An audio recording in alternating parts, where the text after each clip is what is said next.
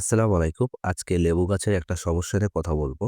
এই সমস্যা কিন্তু অনেকেরই লেবু গাছে হয়ে থাকে কিন্তু সঠিকভাবে না বোঝার কারণে লেবু গাছের গ্রোথ নষ্ট হয়ে যায়।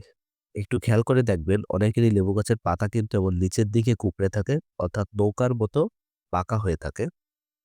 এটা দেখলে সাধারণত কোনো সমস্যা মনে না হলেও কিন্তু এই পাতার নিচে এক প্রকার মাকড়ের আক্রমণ হয়, যারা হচ্ছে এই পাতার রস চুষে খায়, ফলে পাতাটা এভাবে বেঁকিয়ে যায়, ঠিক নৌকার মতো। সঠিক সময়ে সঠিক ব্যবস্থা গ্রহণ না করলে কিন্তু এই সমস্যাটা সম্পূর্ণ লেবু গাছে ছড়িয়ে পড়ে এবং ধীরে ধীরে গাছটাই নষ্ট করে ফেলে।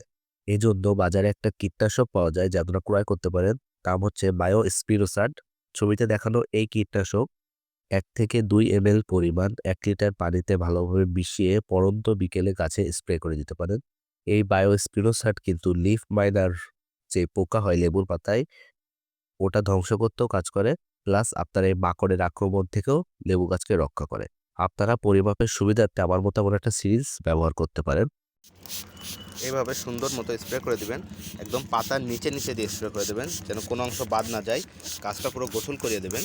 আর একটা সতর্কতা, এখন কিন্তু লেবু গাছের ফুল আসার সময়, যদি আপনার লেবু গাছে এখন ফুল ফোটে তাহলে কিন্তু কোনো মতেই কোনো স্প্রে করা যাবে না, কারণ তাহলে পরাগায়ন হবে না এবং লেবুর ফুল ঝরে যেতে পারে। আমার এই গাছে যেহেতু কোনো ফুল আসেনি, এই জন্য আমি এই গাছে স্প্রে করতেছি। যদি ফুল আসা কোনো গাছ হয় তাহলে যেন মোটেও স্প্রে করবেন না।